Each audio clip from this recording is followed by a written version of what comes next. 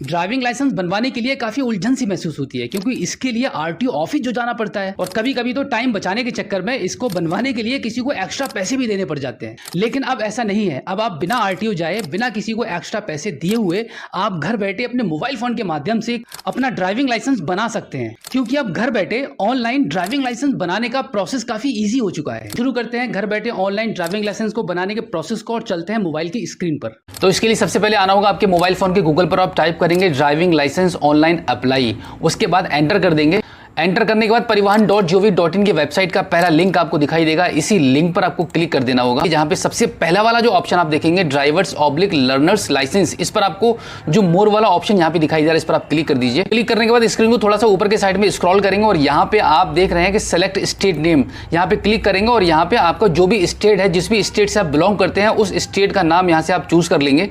उसके बाद अप्लाई करने के लिए आपका नया पेज खुल के सामने आ जाएगा, इसको यहाँ से क्रॉस कर दीजिए। तो फिर आप अप्लाई फॉर लर्नर लाइसेंस वाले ऑप्शन पर आप क्लिक कर दीजिए। अब यहाँ पर इस पेज पर आप देखेंगे ऑनलाइन ड्राइविंग लाइसेंस को अप्लाई करने के लिए कुछ इंस्ट्रक्शन आपको दिखाई दे रहे हैं, जैसे कि आपको सबसे पहले आपका पूरा एप्लीकेशन फॉर्म फिल करना है, उसके बाद आपके डॉक्यूमेंट्स अपलोड होंगे एंड देन आपको फोटो और सिग्नेचर आपको अपलोड करना है। लेकिन इसी के साथ में आपको यह भी बताया गया है कि अगर आप आधार ई-केवाईसी के थ्रू अपना फॉर्म को ऑनलाइन आवेदन करते हैं तो यहाँ पर सिर्फ आपके सिग्नेचर अपलोड होंगे और कुछ नहीं।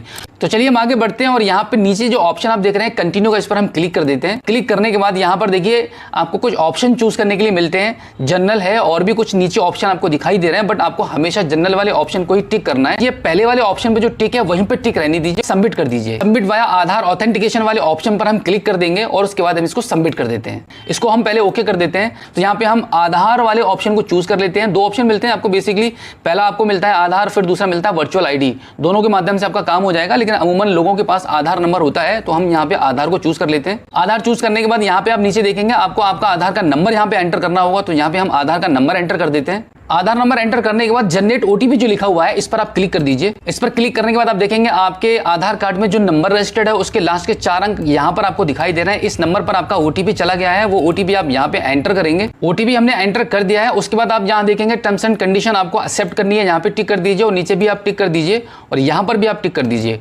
अब फाइनली आपको क्या करना होगा, यहाँ पे ऑथेंटिकेशन जो लिखा हुआ है यहाँ पे आप क्लिक कर दीजिए। उसके बाद आप देखेंगे आपके आधार कार्ड में जो डिटेल्स है, आपकी जो पर्सनल इन्फॉर्मेशन है वो यहाँ पे आ चुकी है। तो यहाँ पर आप ऊपर की साइड में स्क्रॉल करेंगे और इसको सिंपली आपको भरना नहीं है, ये ऑलरेडी भर चुका है फॉर्म। आप यहाँ पे इसको प्रोसीड कर दीजिए। प्रोसीड करने के बाद आप इसको ओके कर दीजिए। ओके करने के बाद आप देखेंगे यहाँ पे आपकी जो डिटेल्स आ रही है वो कंटिन्यू यहाँ पे आपके आधार कार्ड के थ्रू भरी जा चुकी हैं ऑलरेडी। अब यहाँ पे आपको कुछ भी नहीं करना है, बस आप देख लीजिएगा। अब यहाँ पे देखेंगे आप कुछ चीज़ें आपको यहाँ पे फिल करनी होती हैं, जैसे कि आपका प्लेस ऑफ बर्थ आपको यहाँ पे भरना होगा।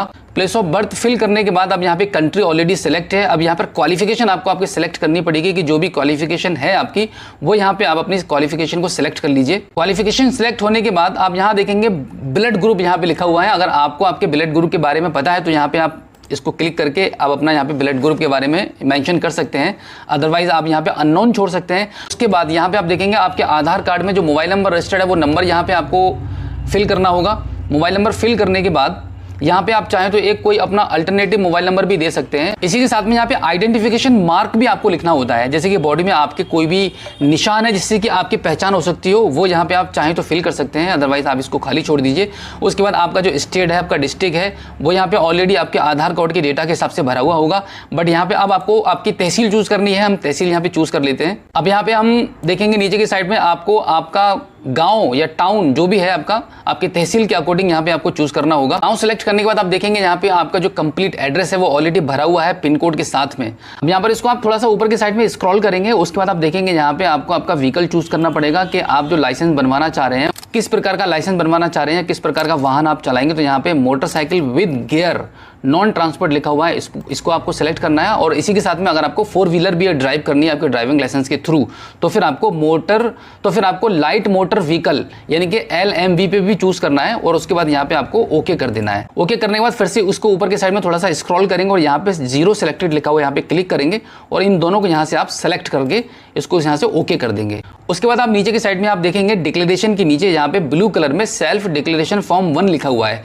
तो इस पर आपको क्लिक करना होगा। इस पर क्लिक करने के बाद इस पेज पर आपसे कुछ सवाल इसके पूछे जा रहे हैं जिनका आंसर आपको यस और नो में देना है। तो हमने इन सभी इंस्ट्रक्शन को पढ़ के सही से इनका आंसर दे दिया है। उसके बाद यहाँ पे आई हियर बाई डिक्लेयर पर आप क्लिक करेंगे और फिर फाइनली अब हम इसको सबमिट कर देते हैं। सबमिट करने के बाद दोबारा से आपसे कंफर्मेशन मांगी जाएगी, इसको आप ओके कर दीजिए। ओके करने के बाद आप देखेंगे यहाँ पे जो सेल्फ डिक्लेरेशन का जो फॉर्म है वो आपका ओके हो चुका है, इसको आप ओके कर दीजिए। तो अब यहाँ पर सेल्फ डिक्लेरेशन फॉर्म 1 के नीचे आपसे पूछा जा रहा है कि क्या आप अपना कोई ऑर्गन डोनेट करना चाहते हैं। अगर चाहते हैं तो यस कर दीजिए और नहीं चाहते हैं तो नो कर दीजिए। उसके बाद यहाँ पे जो नीचे के साइड में जो कैप्चा कोड आप देख रहे हैं वो फिल करेंगे और सबमिट कर देंगे। सबमिट करने के बाद आपकी स्क्रीन पर एक छोटा सा पॉपअप आ जाएगा जहाँ पे आपको बताया जा रहा है कि आपने जो मोबाइल नंबर एंटर किया था और जो आधार कार्ड में लगा हुआ है, आपके इस नंबर को कम्युनिकेशन पर्पज से यूज किया जाएगा, तो आप इसको ओके कर दीजिए। अब आप यहाँ पे देखेंगे आपका जो एप्लीकेशन है वो एक्सेप्ट हो चुका है, इसको आप दोबारा फिर से ओके कर दीजिए। ओके करने के बाद दोबारा से कंफर्मेशन मांगी जाएगी कि are you sure to submit the details, फिर से ओके कर दीजिए।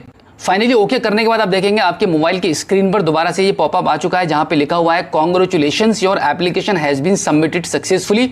आप इसको दोबारा से ओके कर दीजिए। ओके करने के बाद यहां पर आपको एप्लीकेशन रेफरेंस स्लिप दिखाई देगी, इसको थोड़ा सा ऊपर की साइड में स्क्रॉल करेंगे। अब यहां पे आपका एड्रेस दिखाई दे रहा है और यहां पे आपका आरटीओ लोकेशन आपको दिखाई दे रहा है। अब आप इसको नेक्स्ट कर दीजिए। नेक्स्ट करने के बाद आप देखेंगे यहाँ पे आपका एप्लीकेशन नंबर आ रहा है और आपकी डेट ऑफ बर्थ आ रही है। उसके नीचे आप देखेंगे यहाँ पे आपका कैप्चा कोड आपको दिखाई देगा, कैप्चा कोड यहाँ पे फिल करेंगे और उसके बाद सबमिट कर देंगे। अब यहाँ पर आप देखेंगे आपके इस एप्लीकेशन को कंप्लीट करने के कुछ स्टेप अभी बाकी रह गए हैं। यहाँ पर आपका फोटो और सिग्नेचर आपका अपलोड होना है। तो फोटो और सिग्नेचर को अपलोड करने के लिए आप यहाँ पे क्या करेंगे, प्रोसीड कर देंगे। आप थोड़ा सा ऊपर की साइड में स्क्रॉल कर लेंगे तो देखेंगे यहाँ पे आपका जो फोटो वाला सेक्शन है वो ब्लॉक है, यानी कि फोटो अपलोड आपको नहीं करने देगा क्योंकि जरूरत ही नहीं है, आधार कार्ड वाला फोटो आपका आ चुका है। अब यहाँ पे आपको सिर्फ सिग्नेचर ही अपलोड करना है, तो यहाँ पे आप ब्राउज वाले ऑप्शन पर क्लिक करेंगे।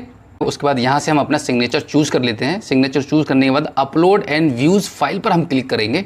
अब यहाँ पर हम save photo and signature image file पर हम क्लिक कर देंगे। थोड़ा सा ऊपर की साइड पे स्क्रॉल करेंगे। अब यहाँ पे हम फाइनली इसको नेक्स्ट कर देते हैं। अब यहाँ पे आप देखेंगे आपका सिर्फ एक ही ऑप्शन बाकी है, आपको सिर्फ पेमेंट करनी है। तो पेमेंट के लिए आप यहाँ पे इसको प्रोसीड कर दीजिए। अब यहाँ पर आपकी पेमेंट डिडक्ट होने वाली है, तो आप पेमेंट के पेज पर आ चुके हैं। इसको आप थोड़ा सा ऊपर की साइड में स्क्रॉल कर दीजिए। अब यहाँ पे आप स्क्रीन पर देखेंगे यहाँ पे आपकी 350 रुपए की पेमेंट आपकी डिडक्ट होने वाली है। अब इसके नीचे आप देखेंगे यहाँ पे आपको पेमेंट गेटवे के ऑप्शन को चूज करना होगा। यहाँ पे आप क्लिक कर दीजिए। क्लिक करने के बाद आप देखेंगे स्टेट बैंक ऑफ इंडिया का नाम यहाँ पे लिखा हुआ आ जाएगा, इसको आप चूज कर लीजिए। इसको चूज करने के बाद ये जो कैप्चा कोड आप यहाँ पे देख रहे हैं वो यहाँ पे आपको नीचे फिल करना होगा। तो यहाँ पे आप इसको डायरेक्टली पे नाउ पर आप क्लिक कर दीजिए। पे नाउ पर क्लिक करने के बाद आप देखेंगे यहाँ पे आपको आई एग्री वाला ऑप्शन मिलेगा, इस पर आप टिक करेंगे। उसके बाद आप प्रोसीड कर दीजिए। प्रोसीड करने के बाद स्टेट बैंक ऑफ इंडिया का पेमेंट गेटवे का पेज ओपन हो जाएगा। यहाँ पर आपके पास मल्टीपल ऑप्शंस मिलते हैं पेमेंट करने के लिए। आप नेट बैंकिंग के थ्रू पेमेंट करना चाह रहे हैं या फिर कोई किसी अदर बैंक की आपके पास नेट बैंकिंग है उसके थ्रू आप पेमेंट करेंगे, या फिर आप डेबिट कार्ड के थ्रू कर रहे हैं या फिर आप अदर बैंक के डेबिट कार्ड के थ्रू कर पाएंगे। यहाँ पे स्टेट बैंक ऑफ इंडिया के पेमेंट गेटवे को देखकर आप ये नहीं समझना कि यहाँ पर आपको सिर्फ स्टेट बैंक ऑफ इंडिया की सर्विस ही काम करेगी। अदर बैंक की फैसिलिटी अगर आपके पास है जैसे net banking, credit card, debit card, तब भी आप पेमेंट कर पाएंगे। ज्यादातर लोगों के पास डेबिट कार्ड होता है यानी कि एटीएम कार्ड अवेलेबल रहता है, तो यहाँ पर हम अदर बैंक के एटीएम कार्ड को चूज करके यहाँ पे हम पेमेंट करने वाले हैं। तो यहाँ पे हम क्लिक कर देते हैं। उसके बाद आप देखेंगे आपका यहाँ पे 350 रुपए का पेमेंट का रिमाइंडर आ रहा है जो कि आपका डिडक्ट होने वाला है, इसको आप कंफर्म कर दीजिए। अब यहाँ पर इस पेज पर आप देखेंगे आपको पेमेंट करने के लिए आपके जो एटीएम कार्ड है आपके पास उसकी डिटेल्स यहाँ पे फिल करनी है और उसके बाद पे कर देना है। अब यहाँ पे आप देखेंगे आपकी जो पेमेंट है वो सक्सेसफुली डन हो चुकी है, आपके अकाउंट से 350 रुपए डिडक्ट हो चुके हैं। अब यहाँ पे आप देखेंगे आपकी जो पेमेंट है वो सक्सेसफुली डन हो चुकी है और यहाँ पर आप इस पेमेंट की स्लिप को आप सेव कर लीजिए। उसके बाद दोबारा से आप होम पेज पर आ जाएंगे, आपकी पेमेंट सक्सेसफुली डन हो चुकी है।